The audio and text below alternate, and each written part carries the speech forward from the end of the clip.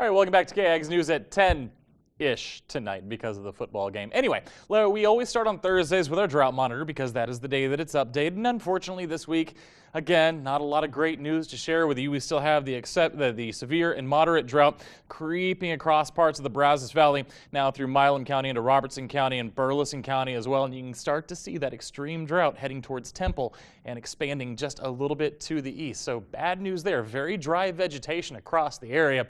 And this can start leading to crop damage, unfortunately, when you start to see the extended drought periods, when you start to see the drought conditions start to increase. Now, let me give you a little bit of good news. What we're going to do now is we're going to do something a little bit different. We're going to take a look at the drought monitor from this time last year. So the drought monitor that was released on August 2nd, 2022 looked much, much, much worse. We were in exceptional drought in parts of Washington County and Brazos County and Burleson County, extreme drought across much of the Brazos Valley last year. And so if you're asking yourself, well, if it was that bad last year, why isn't it that bad this year? Well, that just tells you how much rain we got to start the year, because we haven't seen measurable rainfall since the beginning of July, and that's unfortunate. So it's very dry out there. Showed you the drought monitor. Now I'm going to show you the humidity readings for tomorrow afternoon. Low 20s to the mid 20% range tomorrow afternoon, and then as we advance it to Saturday, what you're going to see is the numbers are going to look maybe either the same or a little bit worse in most spots. So very dry afternoons expected the next 2 days. Combine that with the unfortunate drought situation that we're in, and you start to talk about the fire danger. Texas A&M Forest Service has most of us at either a high or a very high risk across the area. So that is a problem. Outdoor burning, highly discouraged tomorrow and Saturday, massively discouraged. Don't start any fires outside because we are under a threat that anything that starts could spread very quickly.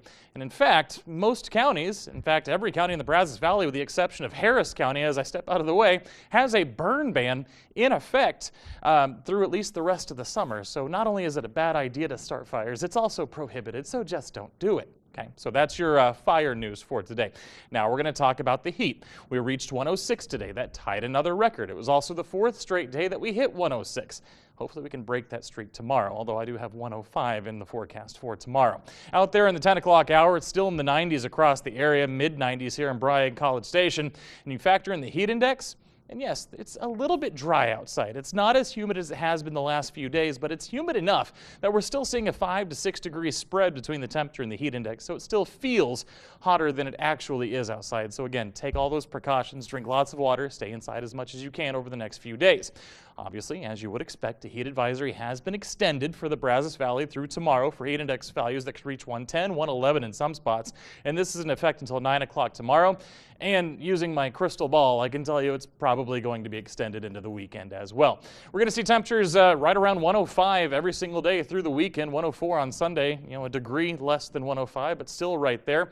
When you factor in the heat index, right around 110 every day through the weekend as well. So, talked about fire, talked about heat. Maybe we can talk about a little bit of good news. Watching that high pressure ridge break down just a little bit as we head towards Monday and Tuesday, you can start to see it recede to the west just a little bit. And as it does so, it opens the door for maybe a little bit of relief. Got 105s and 104s in the forecast. There is that possible chance. Best chance will be on Tuesday.